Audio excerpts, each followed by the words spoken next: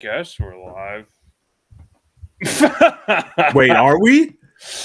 Well, it says there's that delay. We'll see. I don't see anything yet. I don't see it either. Oh, it Oh says no, we're live. yeah, we're live. Yeah. All right. Hello, everybody. Good evening. Welcome to Backyard Productions. We finally got the full cast together, and It's a we're starting Halloween spooky miracle. season off a little late. Damn straight. But I'll be your hostess with the mostest tonight, your Green Lantern from Oa Jerry. And um, I guess we'll start with Josh next. Save the Hi, best for last. I'm Josh from Metropolis. Oh, I guess I should change the order of this. So, hold There we go. on. Matt, you've What's been up, dearly guys? I'm missed. Matt. What's up, guys? I'm Matt in Gotham. I've been missing for a real long time. Yeah. He's been secretly working on Terminators, and I've hacked into his job's IP address to find out. He's working on the Please don't say that. T3000 Please series. don't say that. My job does Yeah, look at Wait, this. come through now. Oh my god. Skynet. No, we're not working on Skynet or on Terminators. No, I'm not Sure part of you're that not. branch. But we finally got Matt with us. He's had a lot of really big and important work projects, and we've got him back temporarily / permanently. We don't know just yet. Things always change around here, but we got the whole gang back together. And as usual, we start things off with BS, Batman, Superman, anything pop culture and important news related. And if you guys need a minute, I have something that I really want to say because I saw this like 3 hours ago and it's still burning hot. Yeah, Go go for for it. it. I have something too. I got a few things. I have terrible news. So we're getting a new Alien movie. It's going to be called Alien Romulus, August 16th of 2024. I heard Ridley about Scott has officially reprised his role as director, and they're bringing in a new director. I apologize for messing up his name. I think it's Freddie Alvarez. He's got a few things under his belt. Josh, you know who he is. You just choose not to remember because Okay. he's done projects like the 2013 Evil Dead remake. Oh no! He did Oh no! okay. Oh. he did Don't Breathe 1 and 2, and he was involved in another project, but personally I'm not really hopeful for it because you know but out of all of those projects he did, the only ones that were good were Don't Breathe 1 and 2. I absolutely hated the Evil Dead remake because that was I my never first Evil Dead I've ever seen. I And I'm never like, I said, like, I rented it from Redbox and I went to my local library because I was being a bum in college. And I was like, oh, I'll just go to the library and say, oh, I'm going to go study and do whatever. And I'm watching this terrible fucking movie. And I wanted to shoot myself that I wasted $2 on that movie. And I can't get that back. And so I heard different things about it. I don't know. I have to watch It's the a effects good. were good. They tried their best on something different, and it didn't kick off the same. It didn't No. kick off. It just felt all weird, and it just should have been its own thing instead of just going with whatever the fuck they went with. Because whatever the hell they went with was definitely didn't follow anything of the other No. movie.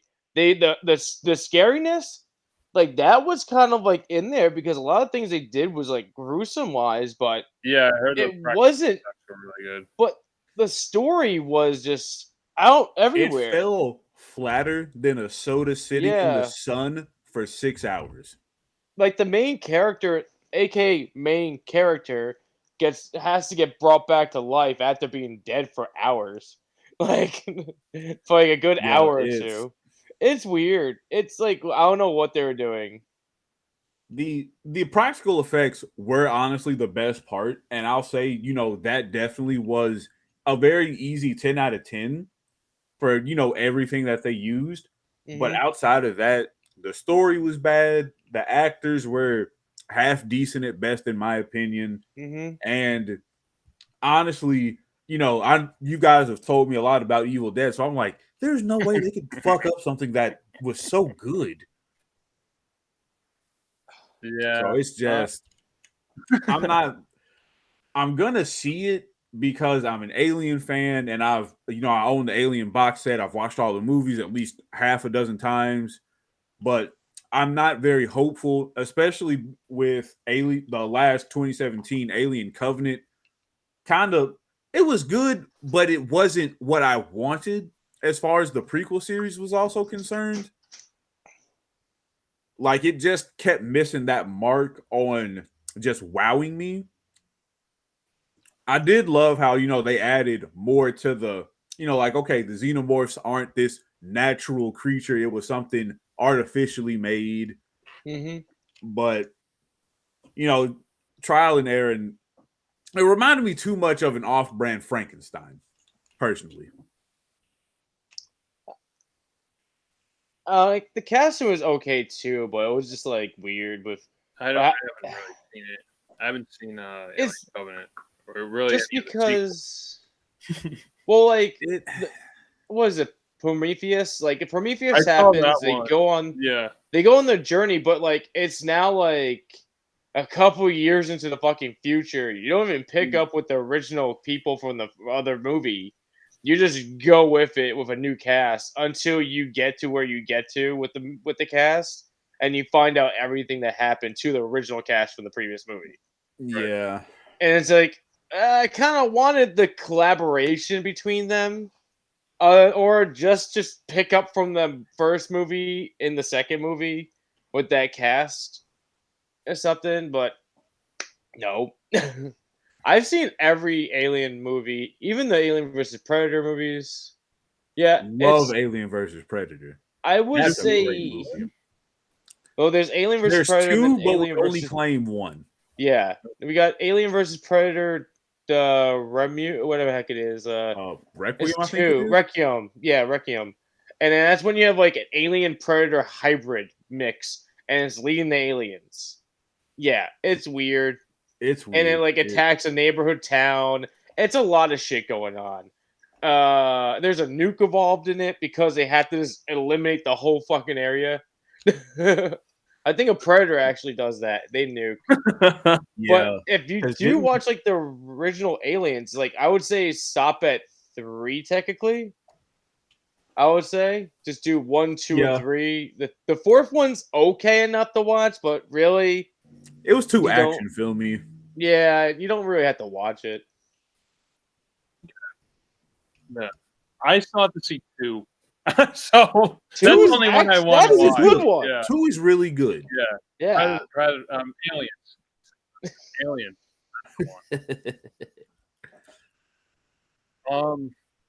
So the only news I have is there's a new series coming to Paramount Plus, which I'm actually kind of interested in.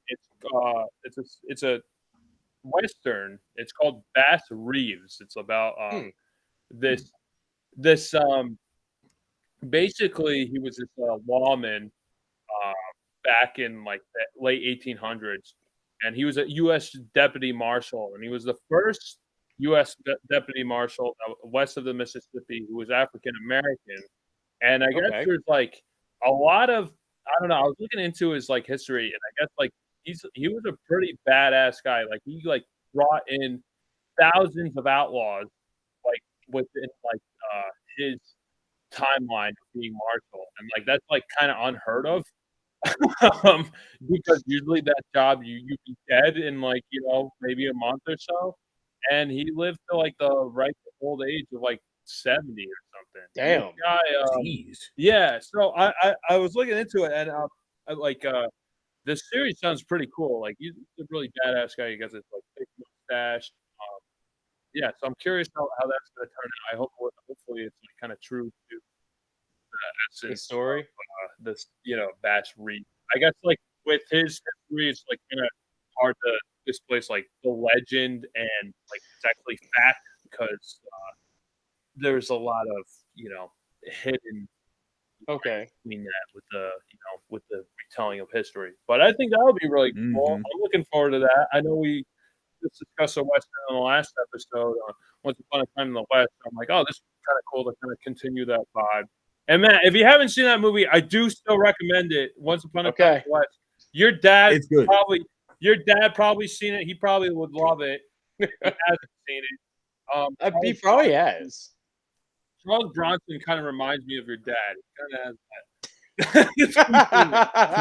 So that's all I wanted to say. I do recommend it. I think the other thing was, I guess like the whole Snow White debacle at Disney, right? With we don't really have to get totally into that, but I guess there's another Snow White coming. Yes. That's it's more. I think it's like the conservative version of like Snow White, and that one seems like the liberal version. I don't know. That's kind of what I'm getting at it. It's starring this it's like a child actress. Yeah, that like grew up. She's more like she's like a conservative comic like he's playing white. So I'm like, okay, interesting. I don't know what the difference is, but like, hopefully it's not too political. I'm just hoping it's a story. That's all that I care about.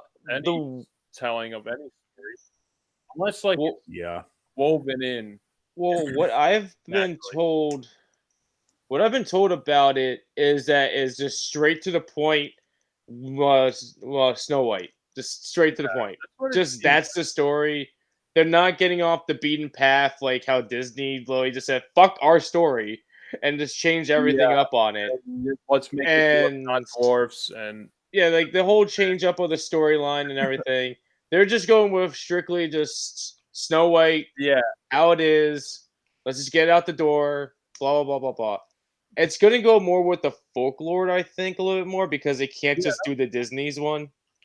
So they have to do it that way. Yeah, I forgot. I also have other somethings to add. Okay. Yeah, I'm so like, I never watched all original Snow White. I should, It's been a while for me. Just because, for the animation, it's been a long time. In general, yeah. I know I've seen parts of it, but like I never seen it fully through. And since it's like it's the first main feature animation movie ever, so I feel like I should see it, for that regard. Yeah, that's all I got. I just wanted to throw in really quick. Forgive me if I'm repeating myself, but two big movies. One just came out, another one comes out next week. Is Martin Scorsese's new film, Killers of the Moonflowers.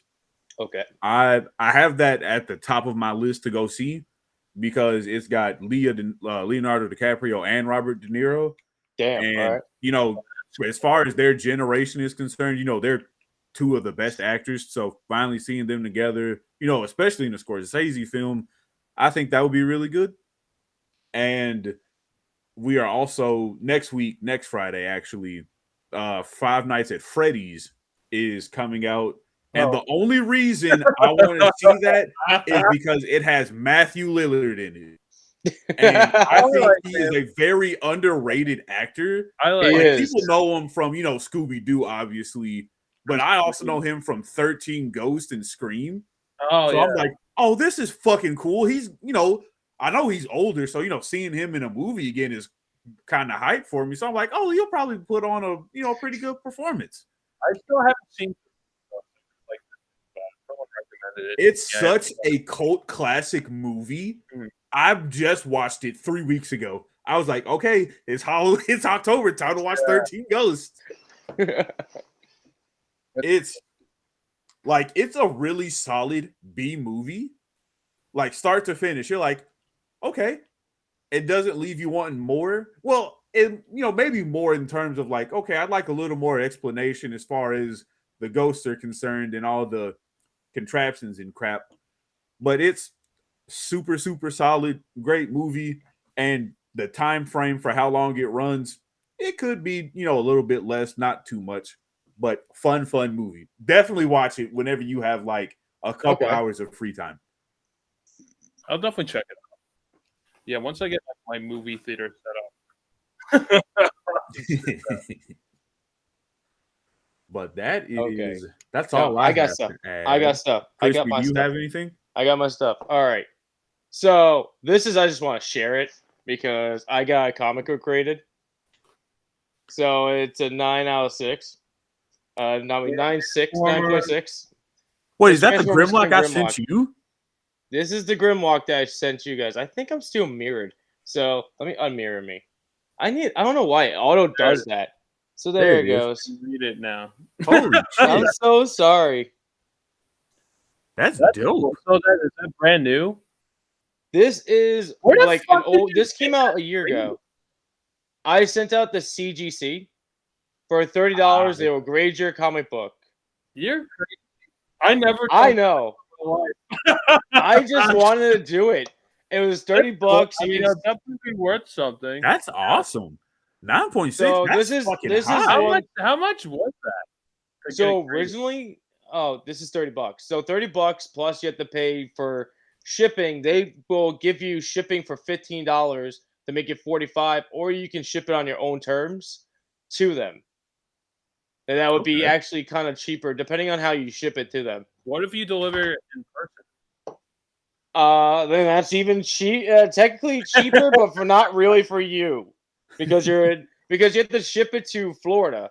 So Yeah, no. yeah, so it's not cheaper for you anymore. And then due to that, we're going to talk about Batman and Superman. Justice League versus Godzilla versus King Kong came out on Tuesday. Oh, I've yeah. been wanting to read that. I've been seeing a lot of images. So I do that. I love Godzilla, and I have to collect every single comic cover. Have you been reading them? Oh, I read it already. And it- then is this it is the the full- holograph. No, Ooh, this that's is the cool. first issue. And it has this many covers. And this is the limited edition RI cover.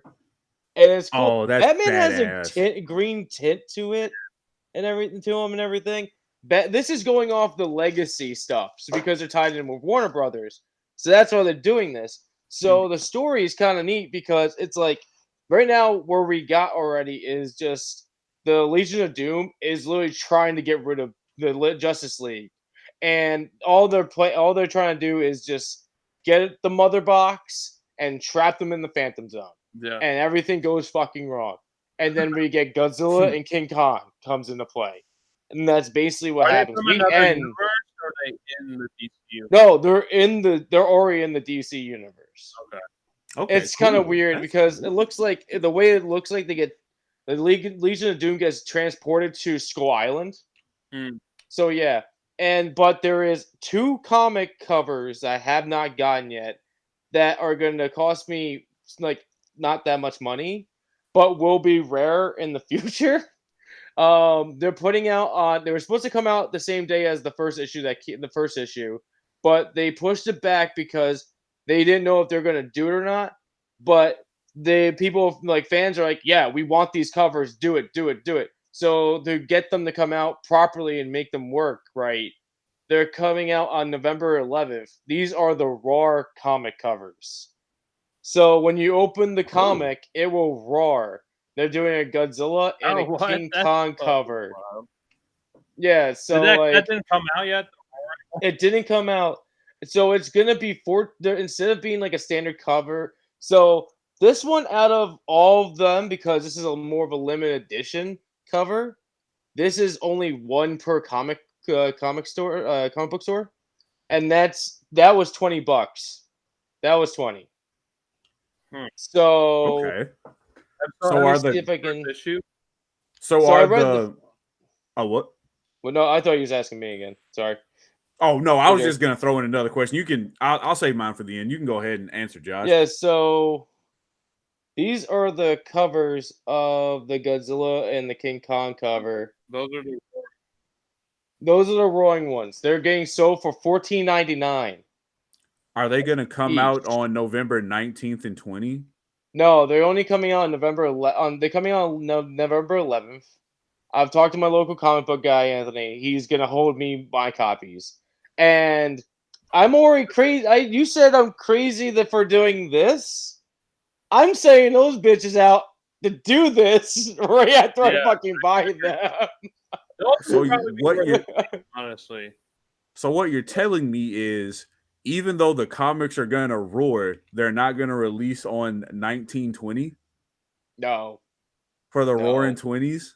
No. Did you read the issue? Did you read it? Yeah, I read it. How is it?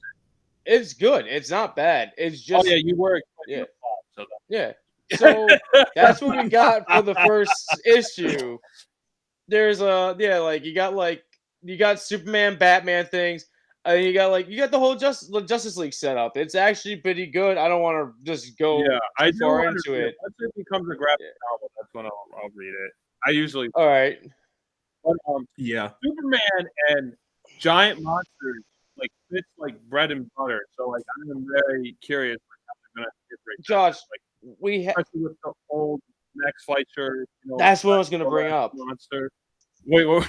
That's what I was gonna bring up. I'm like, we're getting the collaboration. We're getting the Monster Smack. Yes, we're finally doing it. And guess who meets Godzilla for the first time though at the end of this comic?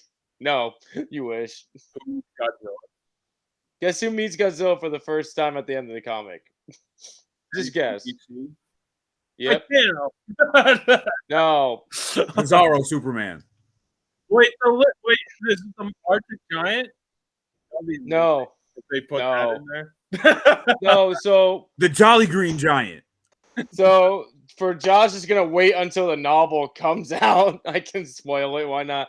Superman is the first one to actually meet Godzilla face to face. Oh, okay, that would make sense. Oh, that's cool. Okay. Yeah. So that's how it goes.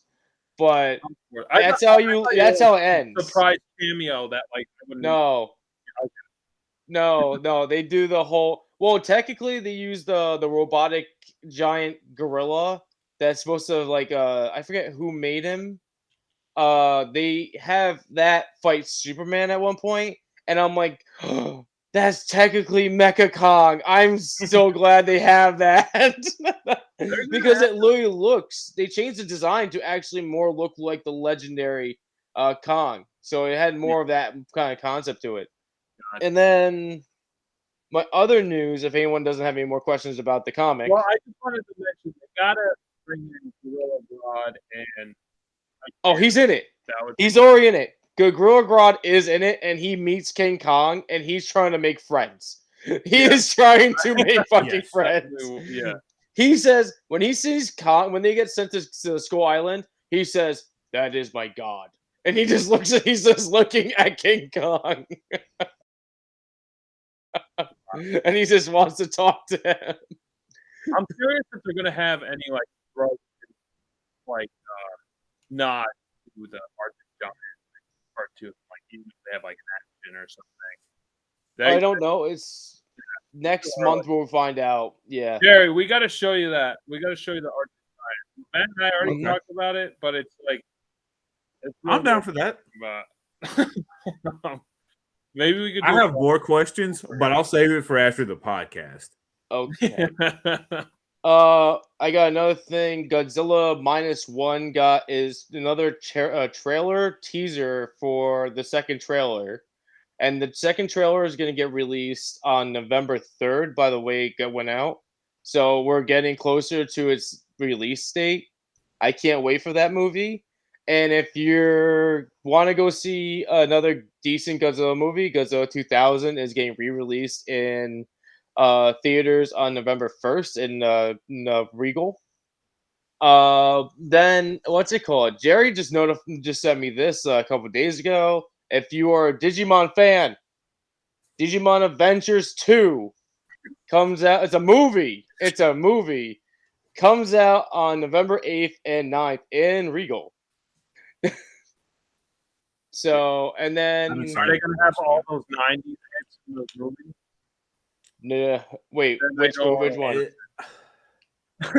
God. Honestly, they're probably gonna do the new stuff Oh, it's all that they new did in stuff. the last one.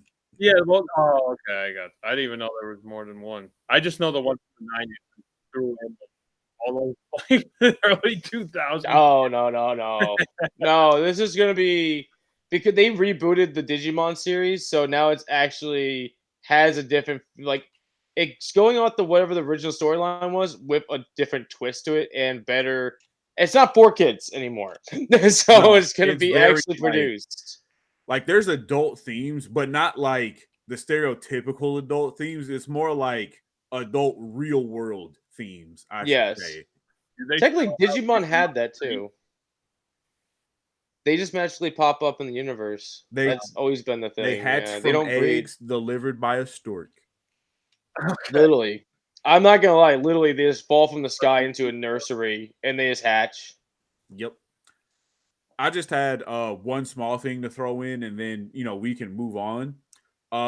If you, I think me and Crispy have mentioned it before with another show that this animation channel on YouTube, VisiPop, they finally Oh. got the green light for their show that they've been promoting for years. Has Been Hotel, and that's basically just an adult Disney with singing, dancing, but there's drugs, blood, murder, sex, drugs, like all the things that we enjoy watching as adults now, but Yeah. in a literal just Disney song and dance fashion. Yeah, they sing and everything in it. They know how to do it. They write actually pretty good musical numbers for shit. And They like do. Hello Boss, they just did a decent one with that last episode. Yeah, we're gonna have to wait 6 months before we get that next episode. It'll be Shut up. premiering They on did Prime decently. Video January of 2024. There's no official like date set in stone, but it is confirmed for January 24. And personally, I know, like I said, I'm just gonna say this really quick and wrap up.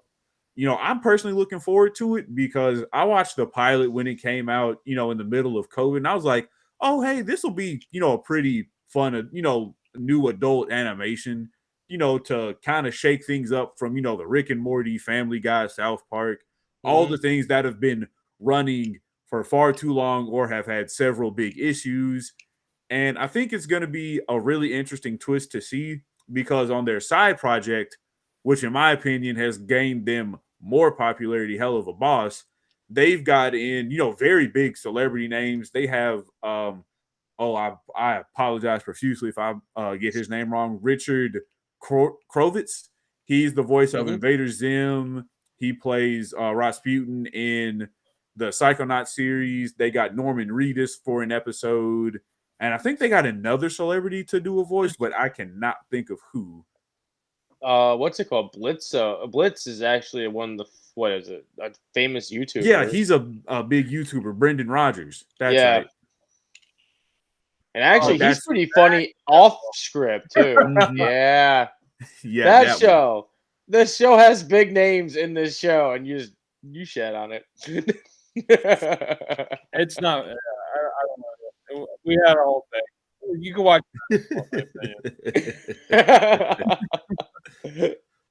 But we're gonna go ahead and wrap up BS and get into the meat and potatoes. That's a hell of a phrase, meat and potatoes, because it's going to be a very filling episode. It's one that I've been had sitting on the back burner for a little while, and I finally decided to bring it to light. So we will be discussing episodes 4 and 5 of Justice League in Blackest Night, and I want Crispy to give us a quick synopsis of episodes 4 and 5. Okay. I'm not gonna lie. I was waiting for you to do this topic, these two parts because I've been like we talked about the movie. We talked about the movie that we're going to talk about, and we have talked about some of this episodes here and there. But like I'm done. Now we're fucking here. It's been like I had to say it's been a while. But in the darkest night, and so basically it takes off basically that John Stewart is now getting arrested for a act that technically he caused but didn't cause at the same time. The Justice he's been taken into court in the Galactic Court.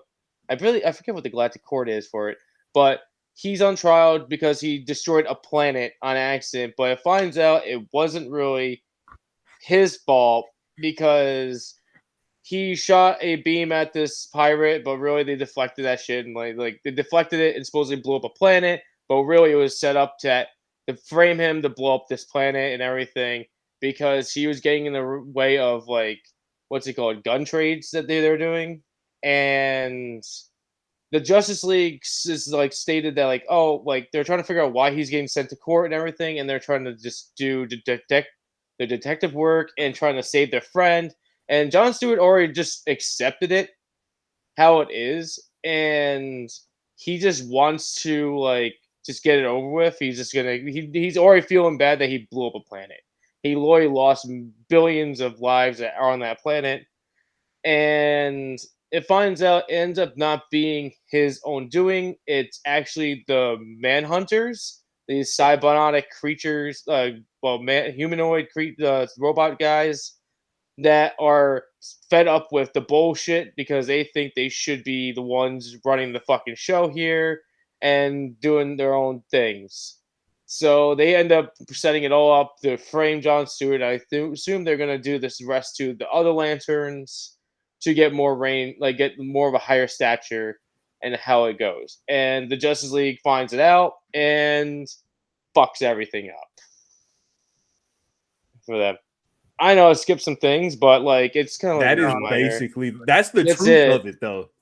Yeah, it's like, but the thing is, like, I do like how it opens up with just John Stewart just walking around, minding his own business, doing a daily life of him, and then out of nowhere, shit hits the fan, and he's like, "Fuck it, let's get in the working mode." And then like I like that he didn't hide that he was the Green Lantern. He just went and just everyone just saw him and just did it. Technically, he doesn't hide his face anyway. If somebody knew who he was, like, oh, that's fucking John. He's my neighbor. He's literally down the street. Like, so that's the one thing I did like about it. He's just like the neighborhood knows that he is this protector and he's going to stop something from happening. That was awesome, and this this one had me have a little bit of question with the Manhunter thing, though, because we got the Martian Manhunter, and then we got Manhunter, and are they together set up or not? I don't understand that part. So I don't think there's the any fuck ups of Oa, it's no connection. So before, it's like they said in the episode, before the Green Lanterns were established, they did have the Manhunters, who were essentially, the autonomous police force that they wanted to use to help, keep things in the universe at the perfect equilibrium. Okay. But like with everything with robots, it's not going to go smoothly. Excuse me. Because as we saw, the Manhunters, had their own quote unquote sentience, I guess you could say, and their own form of free will. And so when you have some, a cold, unfeeling machine as a police force, they're obviously going to make extreme or, rash judgments that would be considered like, hey, all that was just, like a slap on the wrist kind of offense, And so, they started having excuse me, more and more problems and issues out of the Manhunter, so they decommissioned them. And then that's when they brought in the Green Lantern Corps, and they established the ring system and began the search for those who bared what they wanted, as far as someone who is both willing to do what's necessary, but also accept the weight of their actions as well. Okay. Is that in the comics too, or did they just establish that for like this show? That I do believe that's in the comics. I haven't read, anything with the Manhunters in a very long time, but I think that does hold up to the lore established already around them. Yeah. because there's also the the Anti-Monitor, who is another big problem, and just it's a lot. The Guardians have done a lot of things, like I've said before, that have just indirectly fucked up a lot of shit. And the fact that they have the nerve to call themselves protectors is very high and mighty of them, to say the least. It's like I get it that what they're trying to do, and like I get how what they feel about like the whole thing about like them used to be the protectors and then they just got pushed aside for the new model. That Mm-hmm. and like I get that, and they kind of just became the what's it called, like the security staff of like everything on the planet. It feels like it doesn't feel like they actually did anything else. It's like, oh, here's the bailiff to come get you at court. Go get him, Manhunter. And they just come and grab Yeah. the guy and just take him away. It's like they got demoted. So I do feel for them, but it's like at the same time, it's like what they did is fucked up.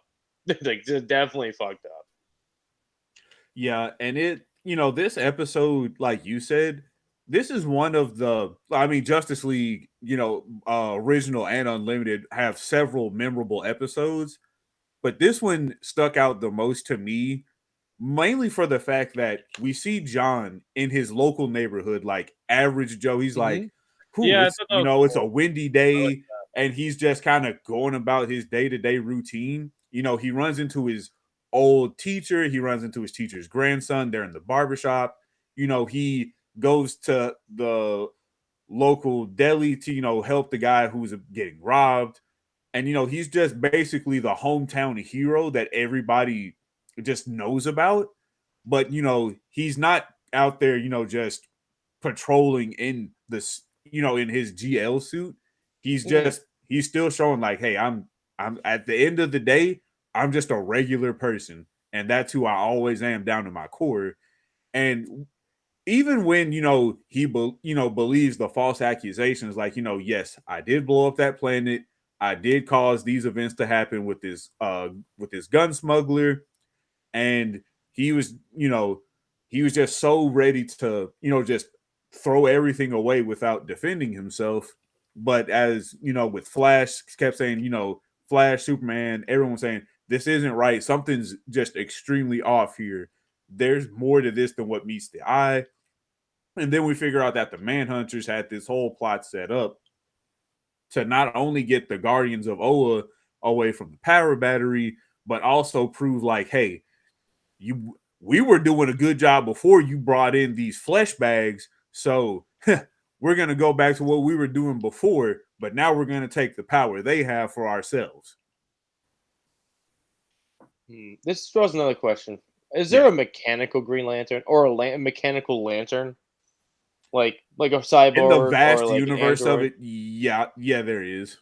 Because Oh, there's as many lanterns as there is species of aliens. so like these manhunters really wanted to be protectors. If they just show themselves worthy enough, they Mm-hmm. could have been lanterns. Yeah. There's Like what the fuck? I can't think of his name right now, but there is a literal planet that is a Green Lantern.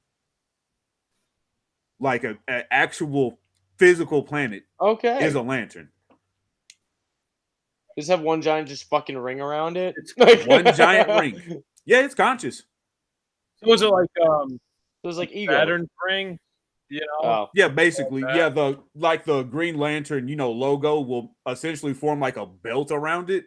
And it has its own consciousness, its own sentience. It can think, do what it needs to for itself. Is Saturn a Green Lantern? Saturn is a Sinestro core, Yeah. unfortunately. So we have to nuke Saturn. I'm sorry. Oh It's a man, gas bag. what's the gas planet? So that's okay. I. Oik. Um. So okay, I want to get to the beginning of the show when this is like an early episode. Obviously, this is like episode 3 and Yeah. 4. So 4 and 5. 4 and 5. Okay. So yeah, I think the first 3 episodes is just like introducing the team. I like just the show in general. I think I've seen most of the episodes. I haven't seen every episode. Like this isn't like the show like I would watch all the time. Like as a kid, like I watched all Batman animated series. I watched all Superman animated series, and then kind of once we got to the Justice League, I would just like catch an episode here and there. And I was kind of curious. I'm like, why was I more interested in those shows? Well, obviously, like I like the characters, so that's probably a given. But like there's some times with this, there's some things that like are missing that I kind of like wish that was there. Like very minor things, like the music. Shirley Walker's orchestral stuff that she did in Batman animated series, Superman animated series is like really top notch. It's good stuff, and she's not here for Justice League. I think she might have passed at that point. Because like I mean the opening theme, that's a great theme. Like the Justice League theme, it really gets you in the mood and like but like once it gets into the episodes, the music isn't like as memorable as like that like Shirley Walker talking like Batman the animated series, Superman the animated series. So it was like that was like one of the things that kind of like came to my mind. And then like in the beginning when the Justice League are like kind of like standing side by side and they're about to go like fight off the just kind of like puts that shield block in between them. It looked at that point I felt like very Saturday morning cartoon, which obviously this is a Saturday morning cartoon. And I think they're just trying to like they're just getting the action set pieces kind of filled, like they're kind of all just standing in a row, like about to just shoot each other. Where like later on in like Justice League Unlimited, especially, and like, later on in this series, like characters doing their whole thing, like they're kind of like just standing next to each other. Like Superman would be in the sky, Flash would be running around. So like I don't know, that felt kind of like very stilted. And it's like for like one thing. But for one shot. So this is just very minor nitpicks. But I love this episode overall. There's two things I want to bring up that I really like. When they go in the court, they find Green Lantern. Like I think John Martian sees like where the star card installation is, and that's where they figure out where he is by the stars in the sky. And I thought that was pretty cool. And then when they smash through the courtroom, and then they're like, "Wait, we just want to. John is our friend. We just want to join this court and like see what has happened." I like how Superman kind of stepped up and like made that decision. And he's like, "I just want, he's always like wants to reason with people instead of just like punch." Hawkgirl's like the hot-headed one, which is good. Like the whole team has their own personality. They have the balances. Yeah, like Martian Manhunter's the quiet one, Flash is the comedic one. Obviously a Hawkgirl, it's the hot-headed one. I mean, she is, but she's both. And like Batman, he's like the planner. Like he always has like the intuition, like what to plan on next.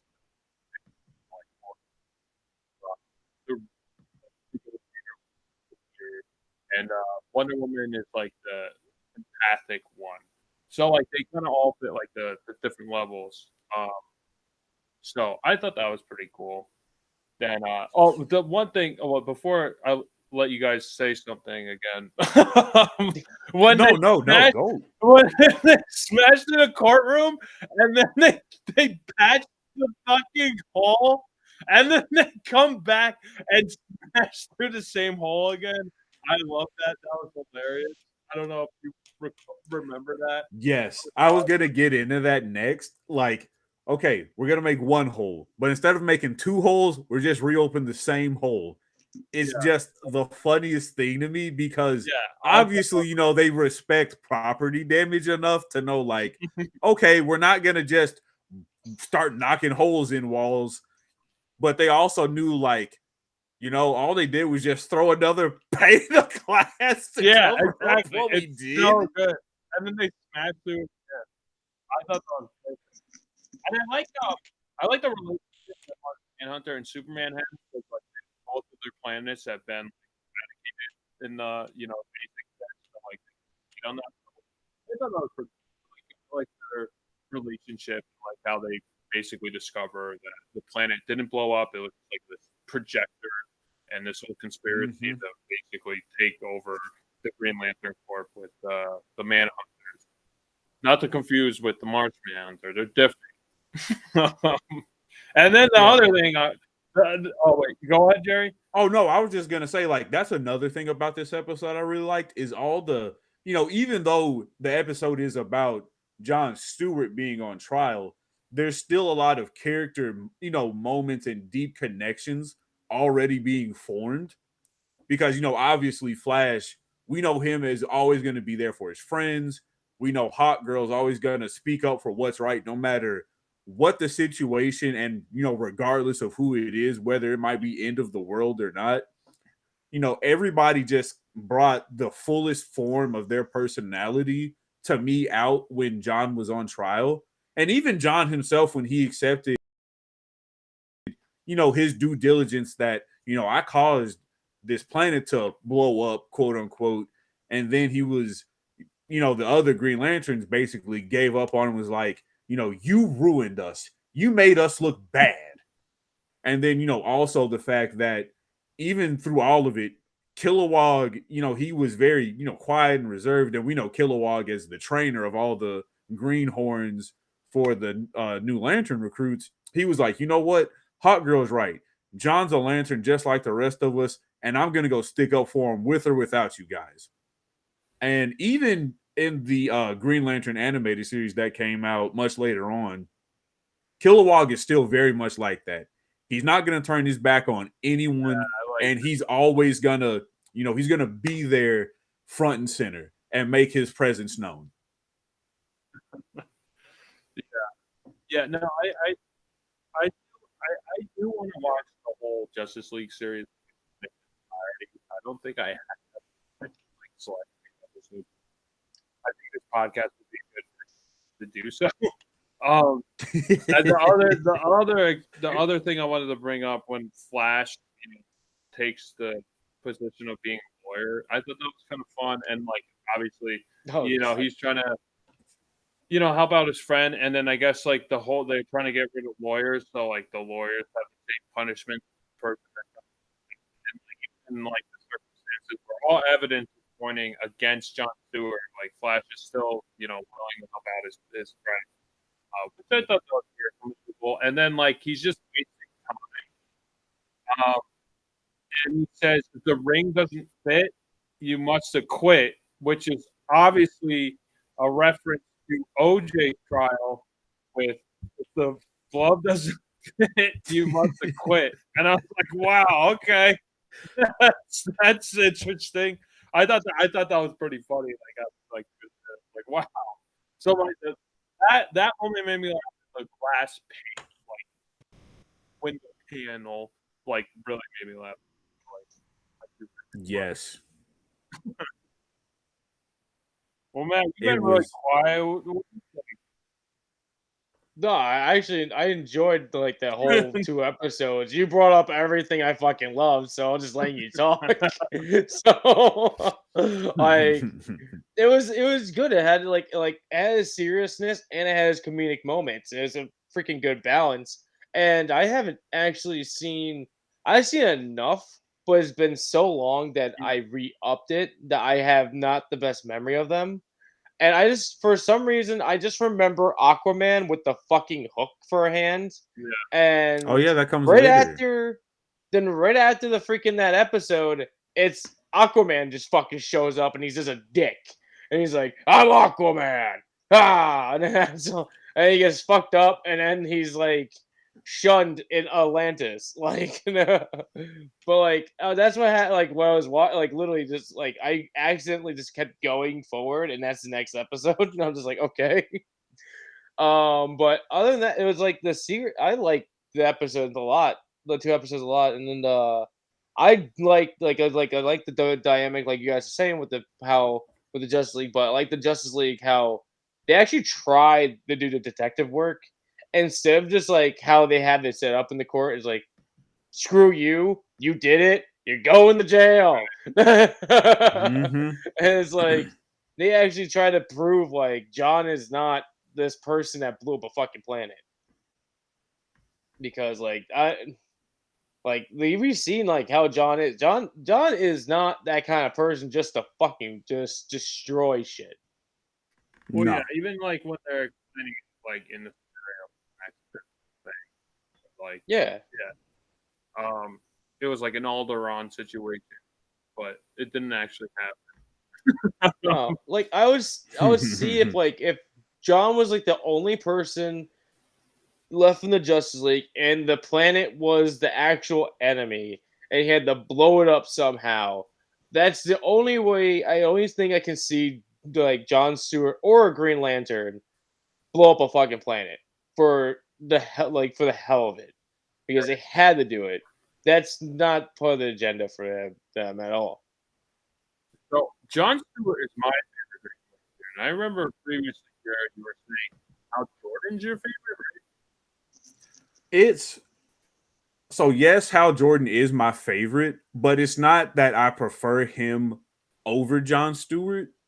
It's more so that, Hal Jordan in his career as a Green Lantern, he's, obviously, he's and excluding Alan He's Scott, number he's the one. first. I was gonna ask about Hal Jordan is the first Green Lantern.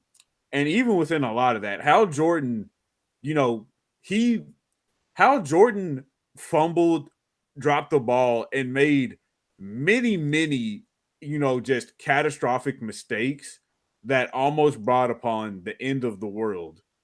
And even through all of that, even through all the things he's messed up, all the times, he's basically should have been unworthy, he still remained, a Green Lantern to the core, even when he killed the entire core. And well, that's something that I'll get into when we talk about the movie. And when he was possessed by Parallax, no matter what, but Hal still, remained, I guess, the most human through all of his, what we would consider, mistakes where it would be, I can't do it anymore. I've killed all of the people that I call friends in the Green Lanterns. I've, been the host for Parallax and basically caused the end of the known universe. And there's just, a long list of things that goes into all those things as well. But it's just, no matter how tough and how down the chips get, never bet against Hal, because he'll find a way to, make it right, whether with self-sacrifice or, doing what has to be done. And, I'm not saying that John wouldn't do that, because we saw he would with the trial, but,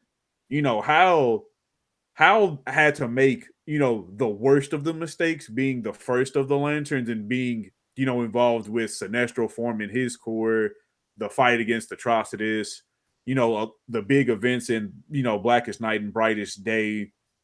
And just, I wish I could remember what this was called when he killed the Green Lantern Corps. Yeah. I know but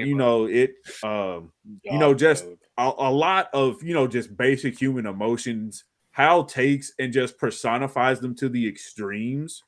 And I like that better than when, say Kal Rayner came into the picture and it was like, oh, Kal Rayner is, the most powerful Lantern we've ever had because of his ability to tap into all the emotions. He had a ring for every single core, and so on and so forth, which I really don't want to get into because that's a whole 2 episodes in itself. Yeah.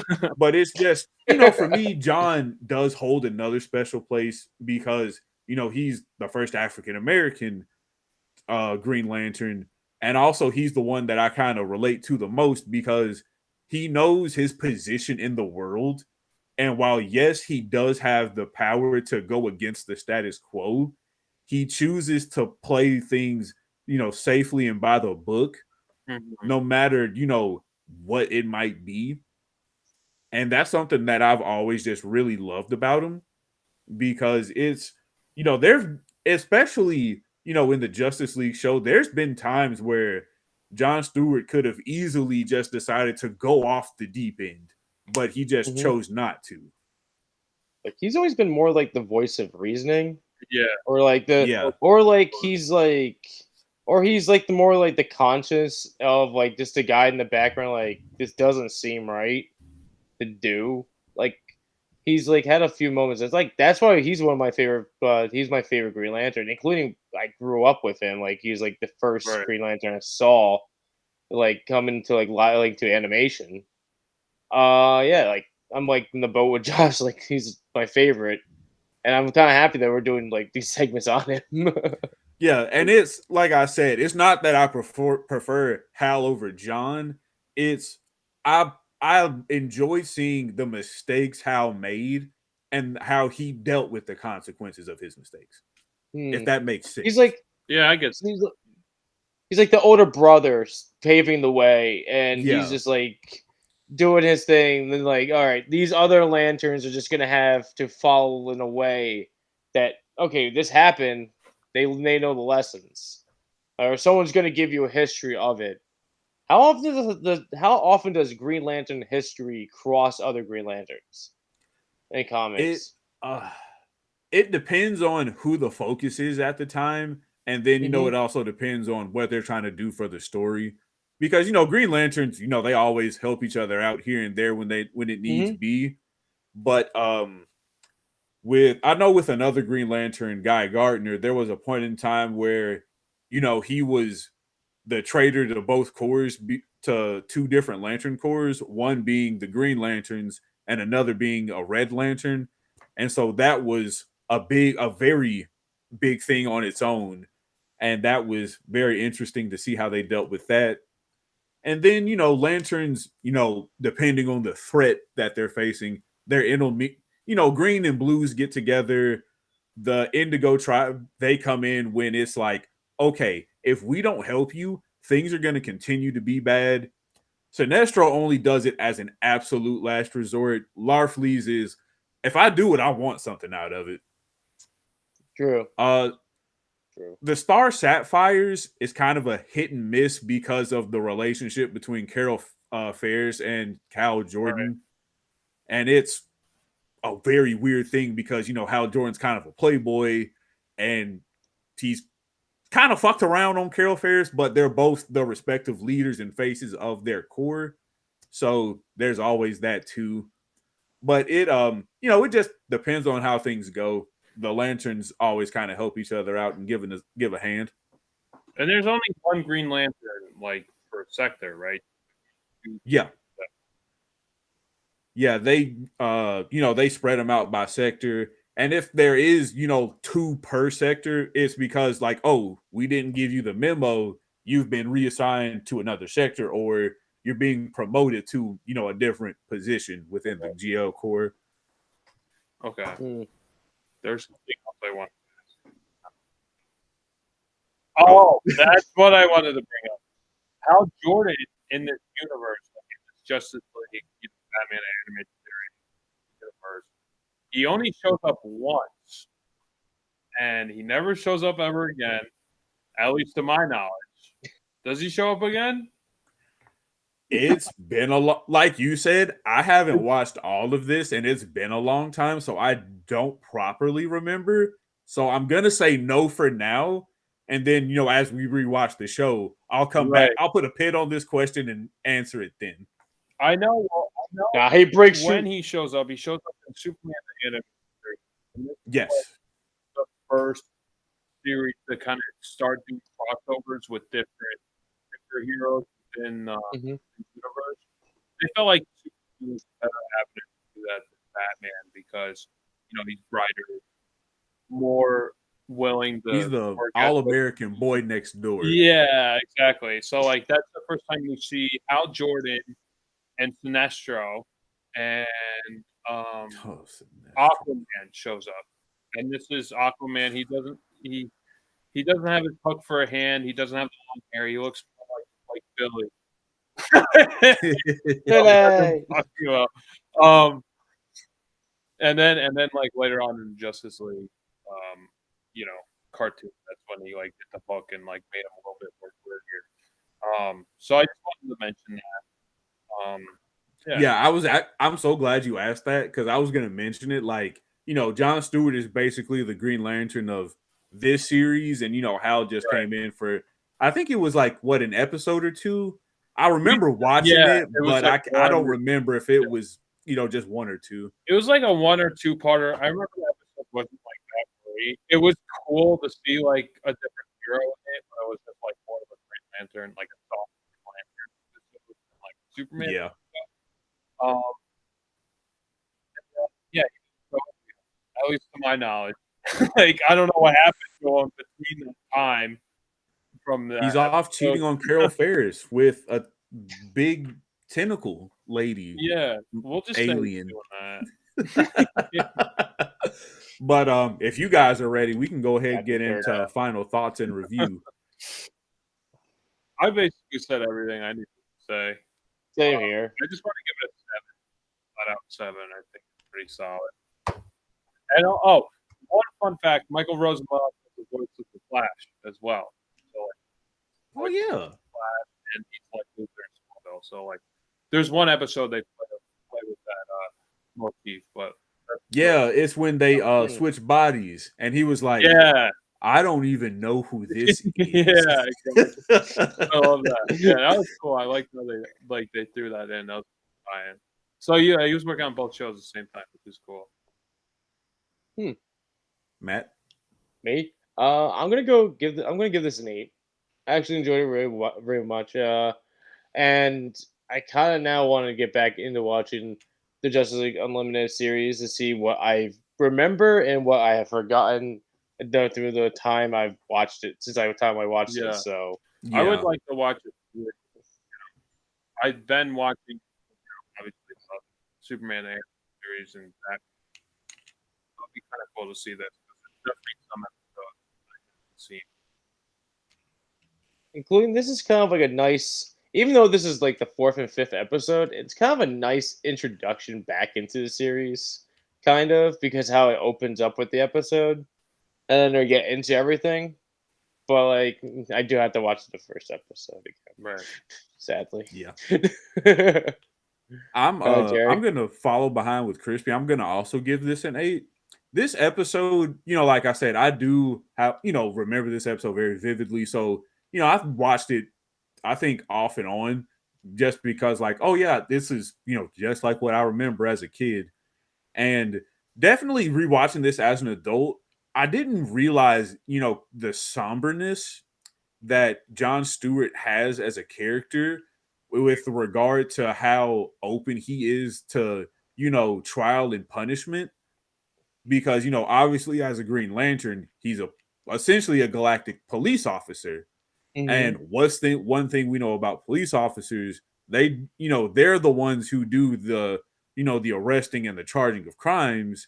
But this time he's on the receiving end of it, and he accepts what he's done, even though it was, false accusations and a setup. But even through all of that, he's telling his friends, leave me. I've done wrong. I must, accept what I have done. But even through all of it, he still appreciated the fact his friends at the Justice League never gave up on him. They were there for him through thick and thin, even when the members of his Lantern Corps were ready to turn their backs on him, except Kilowog. One thing I will never talk down about Kilowog. Kilowog is another favorite Green Lantern of mine, just because, he's witty, he's the combat trainer, but he's also, he's always going to be in your corner. And definitely seeing John Stewart again as fighting the Manhunters and making that big lantern oath at the end when he destroyed I guess you could call him the leader. I don't know if I can't remember if the Manhunters share, one consciousness amongst themselves Yeah, or what. I was curious about that because once that there was like no other yeah, it's weird. I don't know if it's a hive mind type of deal, but hearing, because you can see, the Manhunters, he's taunting him like, I am the power battery now. What are you gonna do? But obviously he doesn't know the true power of what the oath of the lantern means. And Crispy, this is just a little something because I know you asked me. There is a consciousness living in the power battery. But we'll get into that off screen because that plays into two big comic arcs, and I don't feel like talking about that right now. PlayStation. but no, I do have one thing about the Manhunter thing. I think they are separate minds because there's the one point where one of them wanted to like attack one of the Justice League, I believe, one of the members, and the other one's like, no, not now, and just like push him fucking away, and like just get him out like before he starts like bullshit. There was like that part. I think they are kind of separate minds, not like 100%, but I think they all can like do their own thing without being a hive mind. I think when the big one became the battery, I think he didn't have like the power because he's a robot, to really control that energy. So that's why John Stewart, he has the willpower. He's worthy. He is a Green Lantern. Yeah. Just some robot. Speaking of being a Green Lantern, that Manhunter also learned to beware his power, which is the movie that I had everyone watch. And I'm actually going to take the quick synopsis for this because you saved Josh again. I've watched it once when it came out, and then I rewatched it again because I was like, oh, I haven't watched this since it first came out, and I was telling Crispy about it. But now we will be discussing Green Lantern Beware My Power, which is the John Stewart introduction to being a lantern and essentially getting thrown once again into, a setup, false accusations, and essentially another big war between two people. And it starts off, with John in the military. We see it looks like Iraq or Afghanistan. It's very hard for me to tell, but it's obviously the Middle East. Yeah. And he's trying to help out his Marine team that he's with, and then he's attacked, and then it flashes forward to he's back home. He's going through PTSD. He's protecting a homeless man from being assaulted and mugged. And then he's arrested by two police officers, but they look up his record and see like, hey, this guy is a fully decked out military veteran. And do you really want to get bad publicity for us right now by taking him into the clink and just essentially stirring a shitstorm that they weren't ready to handle? And so, they let him go saying, like, please just get home safe. And if there's anything else, call the police. And he's like, yeah, thanks. And then, as he continues on, he sees an alien ship with I forget what their race is actually called, but a guardian from Oa, carrying a ring. And he's like, you're the one I've been looking for, John Stewart. And then as he dies, he turns to dust, and the ring leaves his robe and attaches itself to John Stewart. And then from there, he is unknowingly just kind of dragged around, and he's like, take me to somebody who can, help me get some answers, which is how he gets taken to the Watchtower with Green Arrow, Martian Manhunter, and I can't think of the other person, the lady's name. I think it's Vixen, right? Yeah. The one who has the animal spirits. Yeah. Yes. And so everyone was like, who are you? You have a lantern ring, but we don't know who you are. He's saying like, I don't know what this thing is. A little green dude basically said, I've been chosen. And they're just trying to also get answers like, okay, well, if you're a lantern, what happened to Hal? And then that begins a whole investigation into, what's happened with Hal. There's a war between Hawkgirl's people, the Thanagarians. I always mess it up because I want to say Targaryen, and another race of humanoid aliens that are highly technologically advanced. And as we learn more and more and more, it turns out that, Hal Jordan released his lantern ring in order to prevent Sinestro from destroying it. And then we find out that Hal Jordan is being kept captive, quote unquote, because they go to Oa and see that the Lantern Corps has basically been destroyed and there's no one left. And then they also find out that Sinestro was the one pulling the strings, starting the war between Hawkgirl's people and I wish I could remember this other guy's name. He was I'm just gonna call him Adam. Between this alien humanoid named Adam, and essentially, they're trying to go at each other's throats because their people have been fighting for years and years in a war, and they're trying to finally, get peace, which they were about to achieve, but Sinestro sabotaged everything. And then from there, we also learned that Hal Jordan has been infected with a parallax parasite by Sinestro, but instead of Hal Jordan bending to Sinestro's will, we learned that the parasite melds perfectly with and becoming a host for it melds in a parasitic relationship with Hal Jordan, making him the new host of the parallax parasite, and thus changing his mentality of, going easy and trying to find another way out of things. And he essentially helped Sinestro kill the entire Green Lantern Corps. And also at the end of it, he was going to reset the universe and become the new god and face of it to make everything fair so that there'd be no more suffering, everything would be peaceful, and that essentially he wanted to make a utopia. And while Hal Jordan, has been essentially while John Stewart was being dragged around through this giant goose chase and information of finding out what a Green Lantern is, who Hal Jordan is, what's going on with Green Arrow and his relationship with Hal Jordan, John Stewart does make the hard decision. Okay, you're beyond saving, and in order to keep the peace of the universe, you have to die.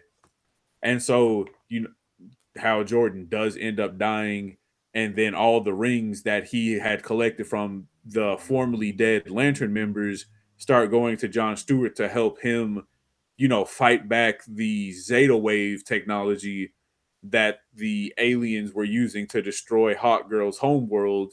And the temporary teammate Adam, he sacrificed himself because he has a meta gene that attracts the Zeta waves to him, and he essentially takes the brunt of what is a planet destroying energy and just has it transport and kill him someplace else to keep the peace between everyone. And as Hawkgirl goes back to her home world to say, this was a plot by Sinestro. These people have never been our enemies outside of, the one war we had. And then Green Arrow and John Stewart go back to Earth and say, we must, honor our dead and fallen friends.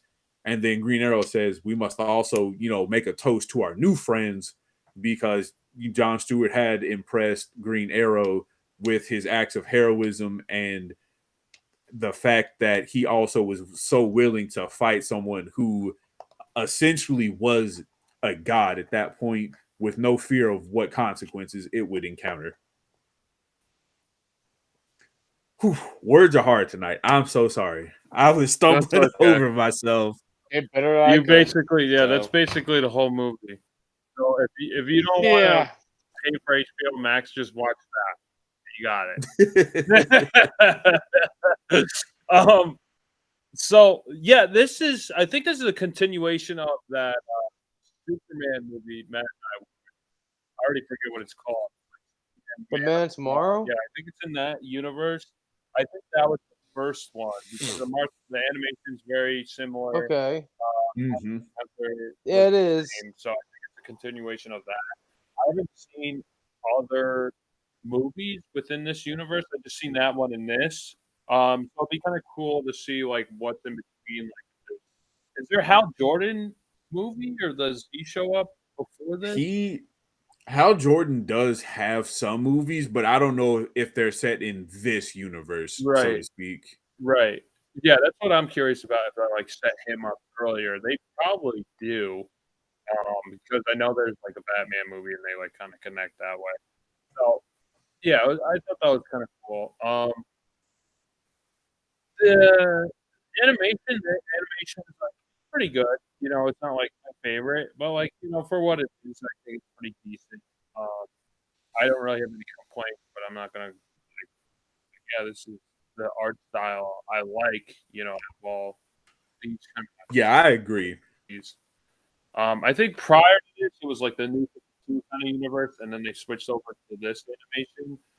It's cool they kind of continue it, and obviously, like they mentioned, the other heroes like Flash and Wonder Woman and Superman. So it's kind of like interesting to think like where they're off to, and maybe those are like their own offshoots. Who the hell knows? Um, yeah, I would like to kind of dive in this universe a little bit more. I think Jason or Jensen Ackles is Batman in this universe. I think so. Yeah. Yeah, He does pick up the role as Batman, but at the same time, he was Red Hood too. He Right. Yeah, he he put was both Red the Hood. voices. I forgot about that. that was a good movie. Um, yeah, and I like how John Stewart, his reaction, like once he gets the ring, he acts like a real person. Like, what the fuck is this? I don't want this on me. Get it off. It's some like almost like an alien parasite. How he reacts to it, and then the ring just takes him off out into outer space. Like he doesn't know what the hell he's going off to. It's And like that's a very reaction. that's a very genuine reaction, especially, you can tell he had just gotten out of the military not too long before Right. this point. Yeah. So he's trying to still adjust to civilian life. And then also, he's combating his PTSD now. Right. So It's almost like a he's Rambo. having a lot of layers going Yeah. on. Yeah, and I like I wasn't expecting that. like the song at the end, and like, Yeah. and then it kind of like goes full circle at the end of it. Yeah, I wasn't expecting that whole the setup for John Stewart in this. I was like I think it's a really good concept and everything. That's dope. For Yeah, having him I being a know he was veteran. like And like comic books and like in the Justice League series, so it's cool. and I do like how he was more of against the ring because he didn't know what the hell it was. I like that he didn't want to like it just accepted the ring. He grew to embrace it instead of just like saying, "Oh, I got this thing and I have this power from an alien. I can do whatever the fuck I want now." Like it's Yeah, he literally solved like he tried to figure out what this thing is, how to get it off of me. Oh shoot, I'm getting used to it. I should try to actually step into place. And once we end up to getting to the end, and it's just like so like it's puts him in his place where he is now the Green Lantern of this sector now, and he owns up to the name of it. That's the dope thing about it. Like it just that was cool. Yeah. And that's one thing that another reason why I picked this. Yes, it is a origin story, but it's an origin story of what, a normal person would do in that exact same situation. It's not oh, hey, cool, I found this, alien rifle, let me go be a vigilante. It's more like, what is this? Get this thing off of me. And he's, trying to go back to what he deems his, normal life, albeit, you can see he's battling a depression because he doesn't want to be there. He's conditioned to military life and being in the service. And I think that was a very interesting thing as the movie progressed. He slowly was getting back in that mindset, especially at the last, I believe it was like 30 minutes when he was, when they were beginning the fight Kick-ass against mode. Hal Jordan to save the world against his tyranny. He was essentially like, I'm a Green Lantern and you're somebody I have to stop. And while they were fighting, it kept flashing back between that assailant who attacked him while he was a Marine and he was he was fighting to make that right call. Like, okay, do I try to kill him or do I try to incapacitate him? And he's, essentially trying to find that middle ground between these two dualities that he now knows. I like, but the thing is, I did like when you were saying like he's fighting with that battle with like Hal. I like that Green Arrow did step in place because after Yeah. this whole thing that went on, Green Arrow knows John now as what he is, like who he is, and what kind of person he is. And it took Green Arrow to say, "It's my old friend. He's got this far." It's like he knows that he has to take him down. Like this is his job. Then not his job. Then he just Green Arrow just does the deed for him, and like to save John from actually leaving his moral code of what he believes in. Yeah. And I think that's something else because, obviously, when somebody's a veteran and they're out, you can tell like, oh, they're fighting with some PTSD because Mm-hmm. you can see in a lot of moments he would hesitate to essentially pull the trigger in the fight, so to speak. But, as things progressed on, he was like, okay, I'm going to fight to subdue, not to kill. And Green Arrow was picking up on all those subtle nuances. And so instead of forcing him, to make that essentially life or death call, Green Arrow, who, he's killed people before in this style of the universe, he was like, it's Mm-hmm. easier for me to sleep at night killing a friend than forcing someone who's been essentially, dragged and thrown into the thick of an unknown plot they didn't sign up for, to accept things. Well, technically, at this point, like where we are now with Hal, was he technically still Hal at there at that point? So he was Parallax the God. So remember how I Yeah. said, So like, how Jordan became the host for Parallax and he became a yeah, god? This was yeah. a subtle throwback to that. And also when Hal Jordan killed the Green Lantern Corps and he wanted to bring back Carol Ferris. And that's why he, had all the rings. There's the rings. Yeah. So in the comic, you have that. It was strictly just the distress of, I think it was because Carol Ferris had died at that point, but it's like I couldn't find that comic anywhere. And so I just watched, like a YouTube video explaining it. And if I remember correctly, it was because of that. And, obviously when Mm. somebody's in mourning, they're going to do something, they're going to go through the 7 stages of, grief. But, with Hal being who he is and in a position of power, he was like, I'm going to bring my dead girlfriend back, whether I have to kill you or not. And that's what he did. He killed the entire Corps.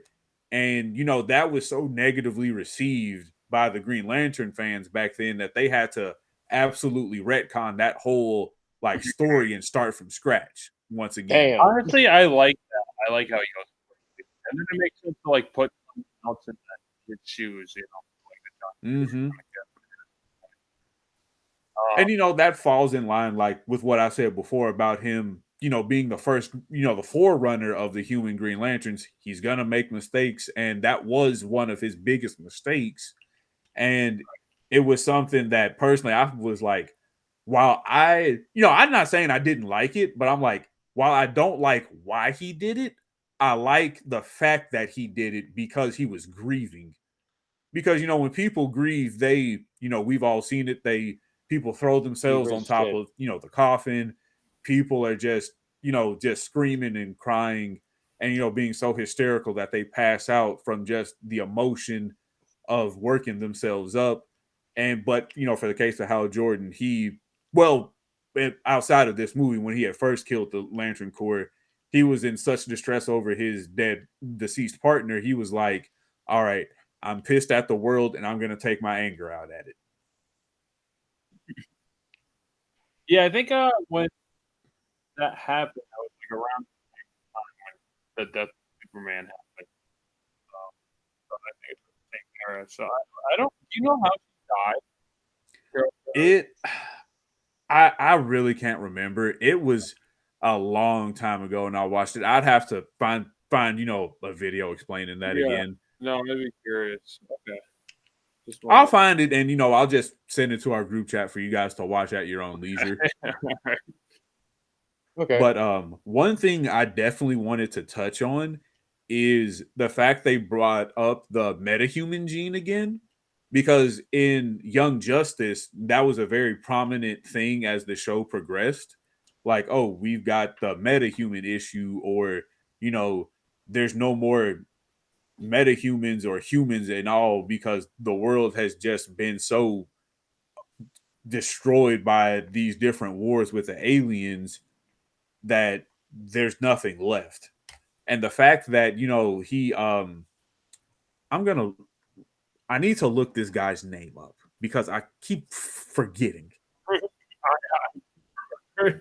I don't remember. Like, he's an important character and I liked him a lot.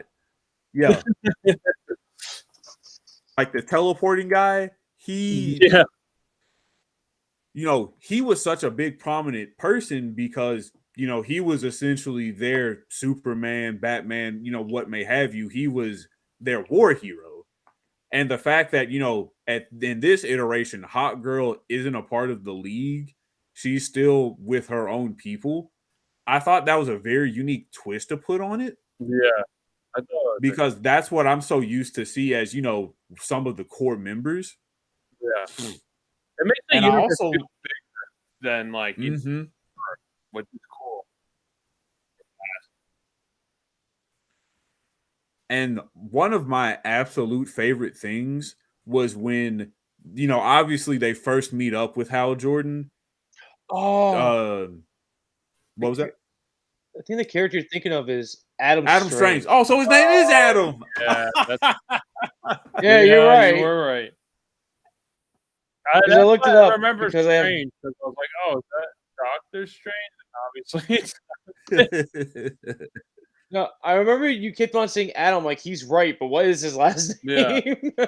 I was about Stevens. And I'm like, So it when they meet, when obviously they go to the asteroid that Sinestro has set up as his base, and he has Hal Jordan captured in prison, and everybody's like, Hal, you're alive, it's so good to see you, now we finally have a fighting chance. And then I didn't, the first viewing of this, I didn't pick up on it, but obviously as that scene continued on the asteroid, Hal Jordan was saying a lot of information that he should not have known as just a regular prisoner. Like, he knew where the battery supply, the energy supply was for the force field where they were. He, essentially told John Stewart, like, hey, if you just focus on calling the ring back to you, it'll do it.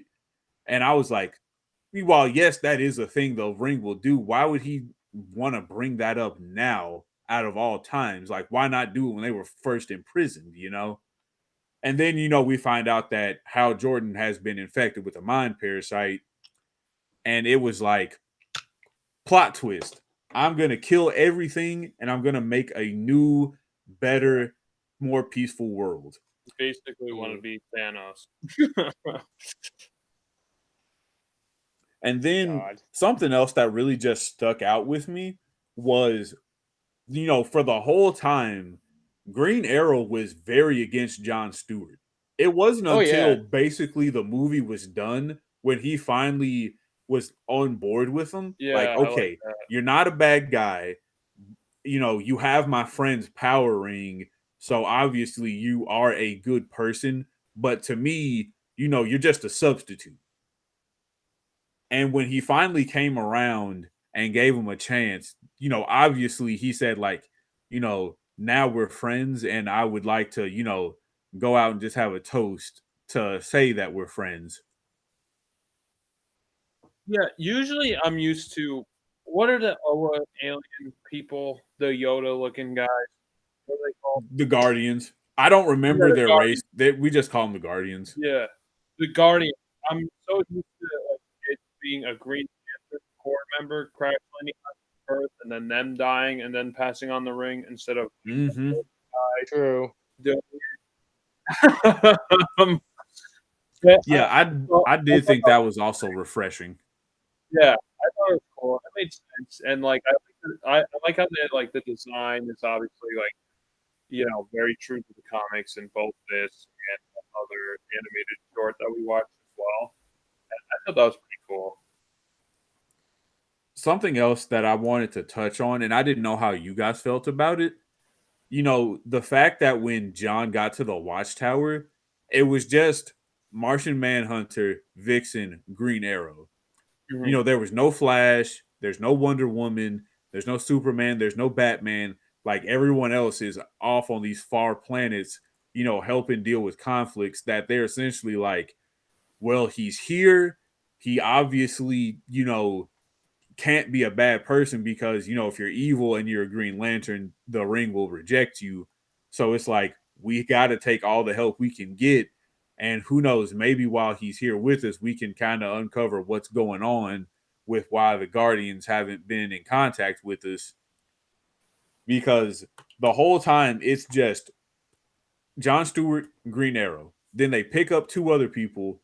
They leave Vixen and Martian Manhunter on Earth to deal with, things in that big on their side of things. Because, obviously if they would have took Martian Manhunter, he could have just used his telepathy to figure out, okay, that ship has these people on it and this is what they're after. And then, when it came to Hal Jordan, I don't know if he would have been able to expel the parallax parasite from him. Yeah, sure maybe he would have. We said to do that, but they didn't. Like I don't know if he would have, made him go comatose and then slowly work on rebuilding his mind and dispelling the parasite per se. But I'm glad they didn't because that would have been too easy, so to speak. Like there wouldn't have been any issue. Because what's one thing we know about Martian Manhunter? He, if he really wanted to, he could solve a lot of the problems with just a single Swiss thought. Army knife. He's literally a Swiss Army knife, dude. He has so many abilities. He could just literally he could have taken out the ship by himself by taking out the cloaking himself, phasing through the freaking ship, and freaking just taking out the pilot, stopping the ship and stuff, and slowly working his way through, like you guys are saying, and then doing all kinds of shit. He could have done all kinds, got to the point of how. Just that's it. It could have been a one-man army, but it's a little bit overkill. I'm not gonna lie. I'm just gonna throw this out there. It's called budget cuts. They couldn't have Superman or Batman. They didn't have enough money for it. Just gonna say it. Warner Bros. Is kind of having some issues. So we got to bring in the smart. I know. I'm just joking around. That's a silly reason. But it's better to bring in these characters that we don't see 100% often. They're thrown around here and there. They're really well-known names. It's better to see the smaller group of guys that we know of but don't see. Yeah. Martian Manhunter is Manhunter is really known and used a lot. I was kind of happy they kind of left him on Earth because I like Martian Manhunter, but it's just that he's using a lot more than he's up there with Batman and Superman. I was being seen.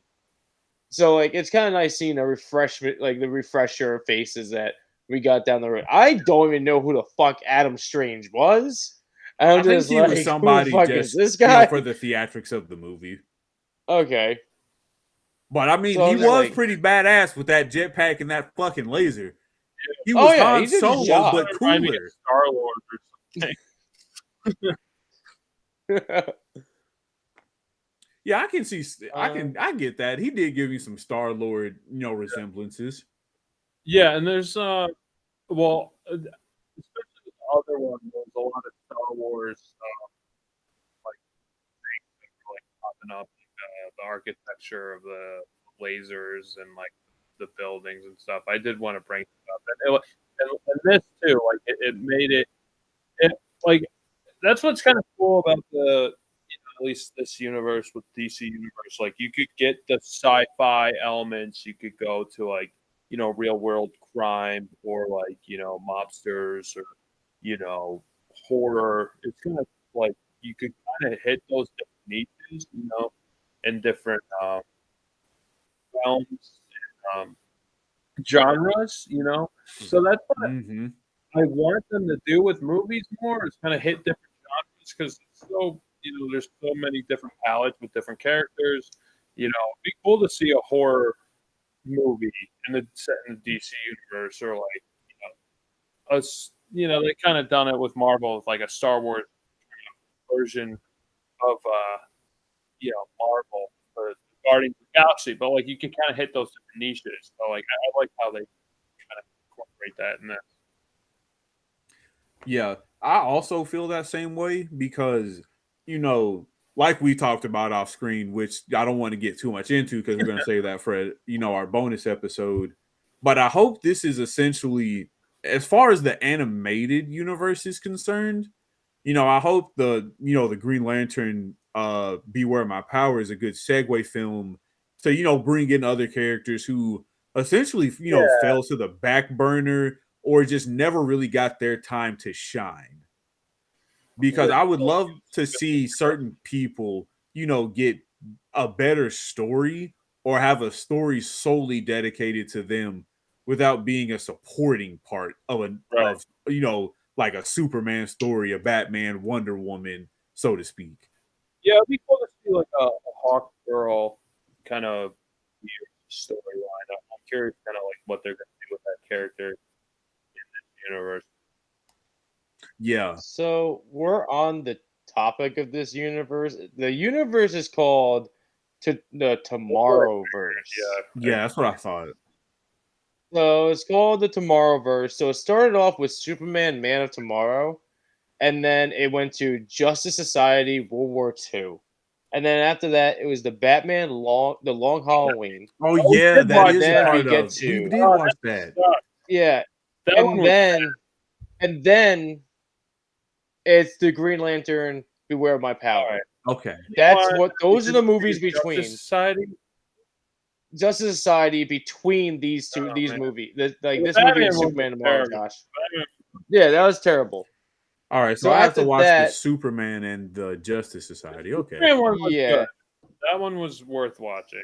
Then for future movies for us to touch upon, there is Legion of Superheroes, and then we have the Justice League War World that just came out this year.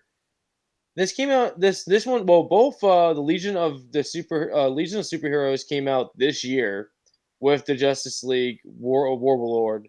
One's coming. The first Legion was coming out on February 7th, 2023, and Justice League came out in July 25th, 2023.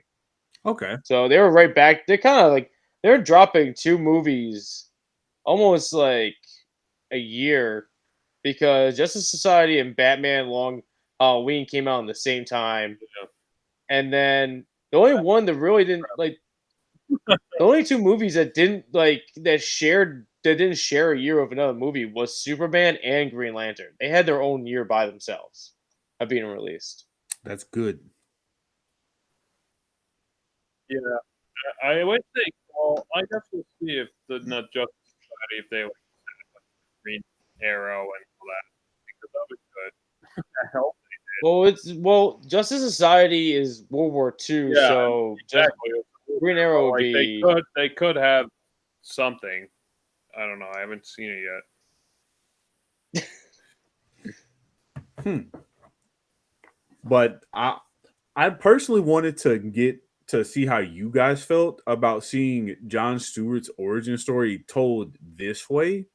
As because obviously we know him and Hal Jordan are, from the military, Hal Jordan being from the Air Force and John Stewart being from the Marines.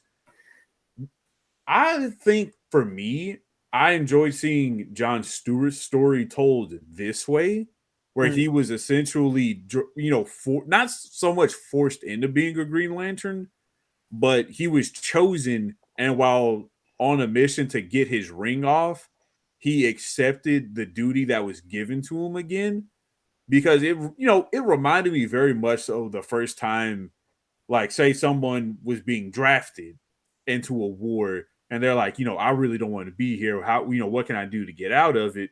And then, by the end, by the time everything's said and done, he was like, I'm a Green Lantern. I'm a hero.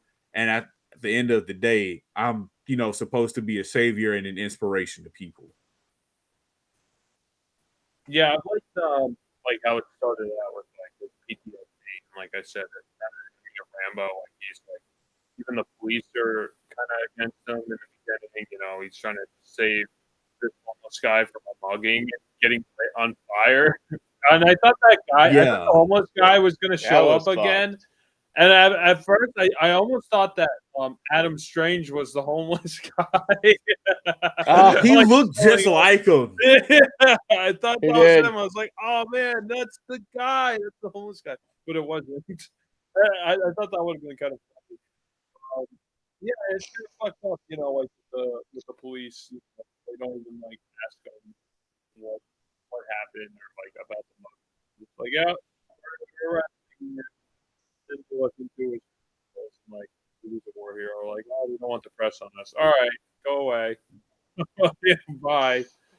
We made a mistake. You're free to go. Yeah, I'm like, fuck you. I thought that was cool, and like I said, the whole it kind of went full circle with the hand, like him getting stabbed, and then they have this moment with Hal Jordan, and I thought he was actually going to fight him off, power, but then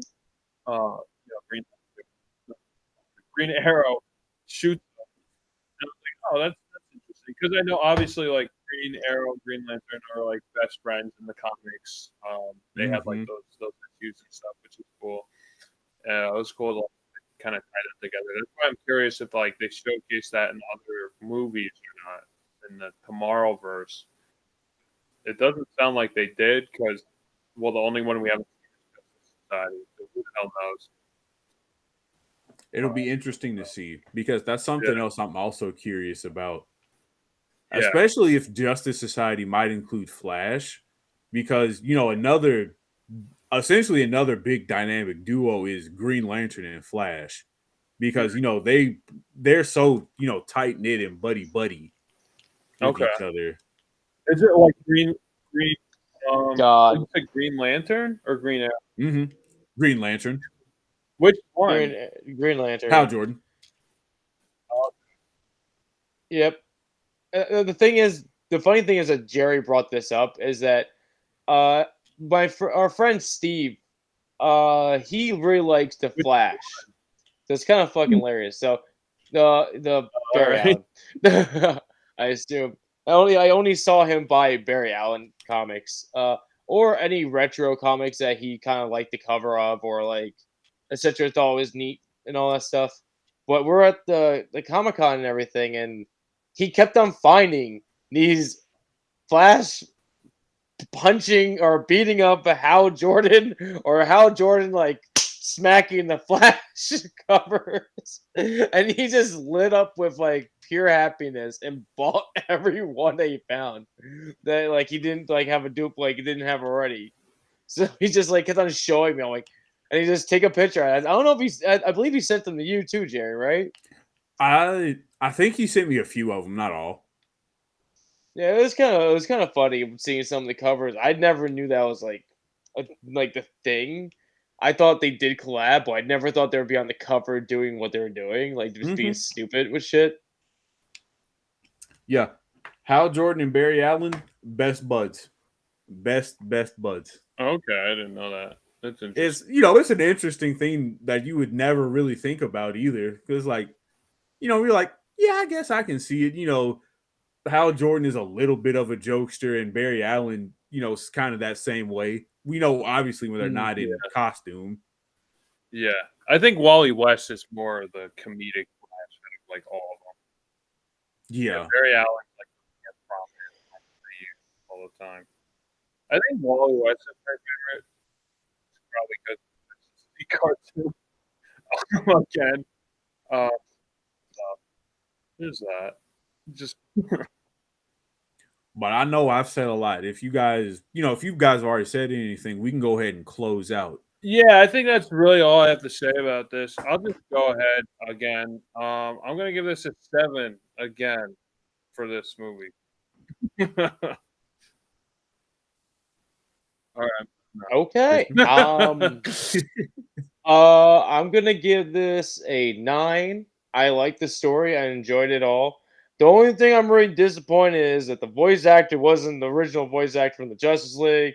Not gonna hold that. Hopefully, but not just. No, it's kind of like it's different hearing a different voice because I grew up with the other voice actor for him for so long. But What is Phil? the guy did just Yeah, Phil Lamar, because he also voiced Samurai Jack as well. Yeah, exactly. What the- That's that role in Pulp Fiction. Yeah. Jesus. Yeah, but after watching this and watching the movie and getting used to the voice actor, I enjoyed the voice actor and everything. So I am gonna stick to a 9 for this movie. Yeah, I'm gonna follow behind Crispy. I'm gonna give this a 9.5. It How dare I you? like this movie a lot. This is my second viewing, so that's definitely why my rating's a lot higher. It does still suffer from that same problem of the long Halloween where there's just dead time on screen. But There is I'm there. not gonna really This is hold better. that against it because it's a shorter film, and to me the story they told in what, like the hour and a half, it was straight to the point. Even with even with the dead time on screen, it wasn't like, wow, I'm just watching two people just look at each other and walk. But it was still There. very entertaining. I I always love it when they bring Sinestro in because, like, okay, we have the weakness of the Green Lantern Corps, so now they have to, be ingenuitive in how they fight against him, and also just the fact that they switched up the starting lineup for the league members with Hawkgirl not being there and all the other big heavy hitters, Wonder Woman, Batman, Superman, Flash, Aquaman, they're either not there or they've been said to be off world somewhere else. Seeing Green Arrow again, very fun. I forget how much I like the interactions that people have with Green Arrow. He definitely brought a lot to the story, in my opinion, especially being that he was only along for the ride to find his friend Hal Jordan. And even the fact that, he was the one who was the person to kill him instead of having John Stewart do it was a very interesting choice, especially with him going, like we said, through his battle with depression, PTSD, and trying to adjust back into civilian life. And I'm not gonna say if, but the next time I do watch this movie, I'll probably still hold it at a 9.5. Maybe I'll bump it up to that 10. But you know, it's what I wanted in an origin story. It was different from what I was expecting out of the origin story for John Stewart. And this movie definitely showcased, in my opinion, that if you remove Hal Jordan from the picture, John Stewart could just as easily be the face of the Green Lanterns instead of Hal Jordan. Yeah, I would agree with that. Like, if they're gonna make a Mhm. Green Lantern movie, I'd be more interested in seeing a John Stewart come in and out with the movie. Like, yeah, at the same time, it would be kind of cool if they had a tie-in at the same time. But that would Yeah. do. Yeah, it's one of those things where it's like those two are basically the four, not the, I'm not gonna say forerunners, but they're the forefront when Right. you think of Green Lanterns because it's always, Alan Scott, Hal Jordan, John Stewart, Guy Gardner, Kyle Rayner. Um, there's one other one I can't think of his name or her name, I who, whatever. Yeah, he's the Green Lantern that took over for Hal when he got moved to a different sector. and He's more of a hothead, but he does still get the yeah, job done. and he's got a dumb shovel chin. I like I was gonna say, before we close out, I think we said Josh is gonna be your picks next. Yeah, well, okay. Well, before we do that, I just want to say this. I like how he's trying to retrieve his brain. John Stewart goes like through Sinestro. I thought that was pretty metal. That was pretty. And then I liked how they showed the stabbing. The second time around, they didn't show it the first time around. And showed it. Now Jordan's like stabbing. Okay, cool. They weren't afraid to not show that. That's the only thing I wanted to state. So I forgot. Next episode, we're gonna have Steven Illustrations joining us. He recommended the movie that we're gonna watch is Ed Wood's Plan 9 from Outer Space. And last year we watched Ed Wood, so now we're actually gonna watch an Ed Wood movie. So I think this is gonna be a good circle from last year, and then we're gonna do some Halloween, and then I'll announce it. I'll announce it next episode. So yeah, okay, I'm done. All right, 3, 2, 1. This is Josh from BatYard Production. Up and away until next BatYard Finest episode. This is Jerry guiding you all with Green Lantern's light. And we're becoming super pals. One episode at a time. I beat you to it again. Oh man. All right. Bye. Good night, everybody.